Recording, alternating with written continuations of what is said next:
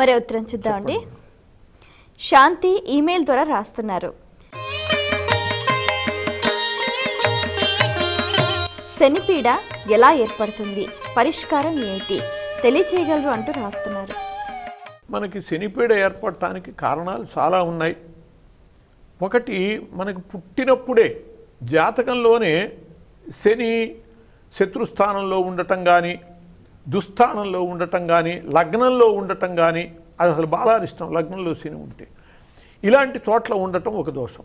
రెండవది, మహర్దశలు, అంతర్దశలు మహర్దశల్లో శని రావటం. మూడవది, ఏలినాటి శని. మనం నక్షత్రం ఏదైతే ఉన్నదో దానికి సంబంధించినటువంటి రాశికి ముందు రాశిలో, అంటే ఇప్పుడు శని వృశ్చికంలో ఉన్నాడు.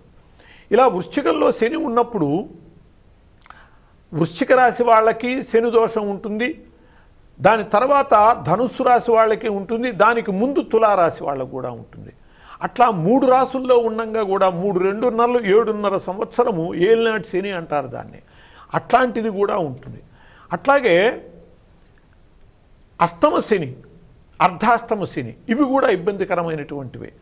అంటే ఇప్పుడు వృశ్చికంలో శని ఉన్నాడు అంటే మేషంలో ఉన్నటువంటి వాళ్ళకి, మేషరాశి వాళ్ళకి అష్టమ శని, అట్లాగే సింహరాశి వాళ్ళకి అర్ధాష్టమ శని, 4లో శని ఉన్నాడు. ఇటువంటి వాళ్ళు అన్నీ కూడా శని బాధలకు కారణాలు అవుతాయి. ఇటువంటి వాటికి పరిష్కారం కోసమని శనికి తైలాభిషేకం చేయటము, అట్లాగే శనికి ప్రదక్షిణాలు చేయటము, తేలికగా అయ్యేటట్లయితే నీలాంజన సమాభాసం రవిపుత్రం యమాగ్రజం ఛాయామార్తాండ సంభూతం తం నమామి శనైశ్చరం అని చెప్పి శనికి సంబంధించినటువంటి ఈ శ్లోకాన్ని 19 సార్లు పఠించుకోవటము, చాలా తీవ్రంగా ఉండేటట్లయితే శనికి జపం చేయించుకోవటము, అట్లాగే నువ్వులు దానం చేయటము, నువ్వులు గోవుకి తినిపించటం బెల్లంతో కలిపి, ఇలాంటి పరిహారాల ద్వారా మందపల్లి శని క్షేత్రాలు ఉన్నాయి. ఆ మందపల్లి వంటి శని క్షేత్రాలలో పూజలు చేయించుకోవటము, తైలాభిషేకాలు చేయించటము, ఇటువంటి వాటి ద్వారా ఆ శని యొక్క బాధ నుంచి బయటపడేటటువంటి మార్గం ఉంటుంది. హనుమంతుడు శనిపీడ నివారకుడు. తన యొక్క బాధలు హనుమద్భక్తులకి నేను కలుగనివ్వను అని ఒకప్పుడు హనుమంతుడిని పట్టుకోబోయాడు శని. నా జోలికి రావద్దంటే వినలేదు, నిన్ను పట్టుకుని తీరుతాను, ఎవ్వరూ నిన్నేం చేయలేవని చెప్పారు, కాబట్టి నీ సంగతి ఏదో చూస్తా అన్నాడు.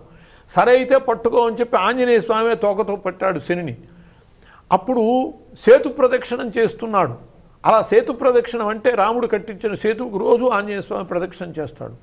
సేతు ప్రదక్షిణం చేస్తూ తోకకు వేలాడేటటువంటి శనిని తిప్పుతూ ఉంటే రాళ్ళ కొట్టుకుని, ఇసక కొట్టుకుని, నీళ్ల కొట్టుకుని ఒళ్ళంతా హూనహూనమైంది శనికి. వదిలిపెట్టు మహాప్రభు అంటే అప్పుడు నా భక్తుల రాసుల్లోకి వచ్చినప్పుడు బాధించను అంటే వదులుతా అన్నాడు ఆంజనేయ స్వామి. కాబట్టి హనుమంతుడు శనిపీడ నివారకుడు. హనుమద్భక్తులు ద్వారా కూడా, హనుమద్భక్తిని మనం పెంపొందించుకోవటం ద్వారా కూడా శనిపీడ నుంచి బయటకు పడగలం. శనికి తైలాభిషేకం ఎందుకు చేస్తామంటే ఇదే కారణం. పుళ్ళు, ఒళ్ళంతా పుళ్ళైనటువంటి వాళ్ళకి నూనె రాస్తే చల్లగా ఉంటుంది అమ్మ అని మన యందు ప్రేమ చూపిస్తారు. అట్లా ఒళ్ళంతా పుళ్ళైనటువంటి శనికి తైలాభిషేకం చేస్తే అదిగో ఆ పుల్లవటానికి కారణం హనుమంతుడి. అందువల్ల హనుమద్భక్తి ద్వారా కూడా శని బాధ నుంచి బయటపడవచ్చు. అట్లా ఎటువంటి వాళ్ళకైనా శని బాధలు తప్పవు. వాటి నుంచి ఈ పరిష్కారాల ద్వారా కొంత ఉపశాంతిని పొందవచ్చు. చాలా